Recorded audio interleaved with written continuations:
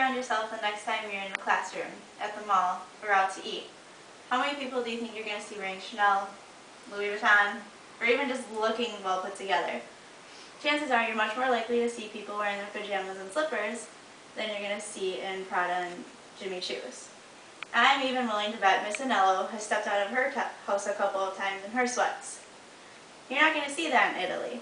The only time you might see that is if you're in the person's bedroom while they're sleeping. And if that's the case, make sure I never give you my address. Point of this is, people often don't realize how different other cultures can be from our own, especially when it comes to little things like how we dress. Italy is a great example. In many ways, Italians are just like us. We all eat, socialize, and go to school. But the way Italians go about doing these things can differ greatly from the way we do these things. In most places, groups tend to share the same attitudes, values, and beliefs. One example of this is the importance of family to Italians. The core of every Italian community is the family. According to Charles Abbott, author of Culture Smart, and a professor and lecturer at the University of Westminster, Italians believe that the family gives you your roots and a stake in society. Chances are, if you're Italian, you're very loyal to your family and you trust them more than anyone else. One extreme example of this is the Italian mafia. They're so loyal to each other that if someone were to cross them, that person could end up dead. In Italy, the family doesn't just include the immediate members, it also includes the extended members. It includes them so much so that everyone might even live under the same roof. Italians are also known for including their longtime friends and business associates into their family.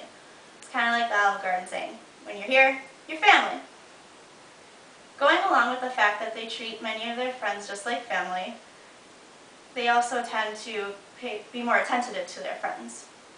If you're going to be called the friend of an Italian, you have to do more than just call them up once a year and say, hey, how's it going? As Alessandro Falassi and Raymond Flower, authors of Culture Shock, both whom lived in Italy for some time and experienced its culture firsthand, put it, friendship involves total support, total acceptance, and total availability. You have to earn the title. Although they're quite stringent about the rules with their family and friends, they're much more relaxed when it comes to other matters. Appearance is everything. If you're guilty of a petty crime, fraud, or even unfaithfulness, as long as you carry yourself well about it, they'll forgive quite easily. They understand that everyone makes mistakes, and they try to move on quickly. Try getting your boyfriend or girlfriend to act that way the next time they catch you flirting with someone else. Let me know how it goes. Basic summary of their attitudes and values.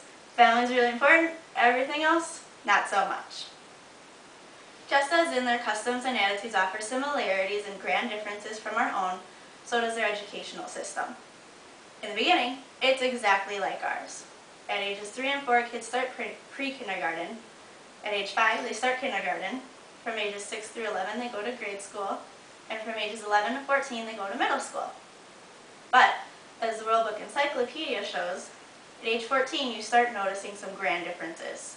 Children not only have the choice of whether or not they want to continue their education, but if they do decide to, they get to choose which kind of school they want to go to. Culture Shock breaks the school down into 4 categories: classical, technical, professional, and artistic. If a student chooses to go to a classical school, they also have to choose a focus. The focuses are classico, scientifico, linguistico, and magistrale. If they chose the classical focus, they take classes including Latin, Greek, history, and philosophy. If they choose the scientifico focus, they take all 4 of those classes, plus math and science classes. If they choose the linguistico course, then their focus is on modern languages. And if they choose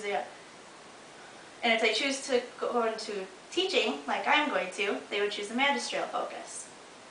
A technical high school would be for those students who want to go into practical jobs, such as accountants, surveyors, tour operators, and business executives.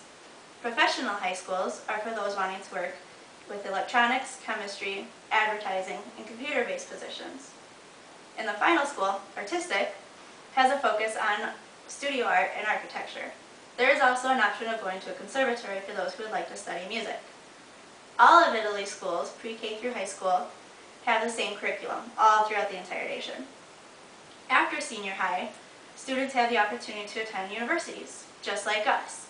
However, much unlike us, as long as they pass the Maturita, their senior high exit exam, they can attend any university without any restricted enrollment and without any tuition fees. Some top colleges do have fees, but it's still much less than American colleges.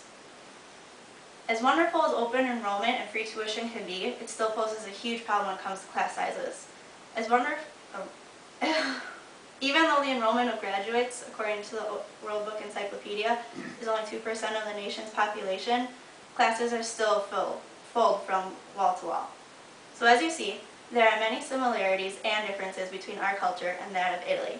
Some aspects of the Italians' way of life seem much more open, some seem much more strict, some seem like a dream, and some seem so problematic that we'd never want to deal with them. Either way you look at it, one thing's for certain: it's their own.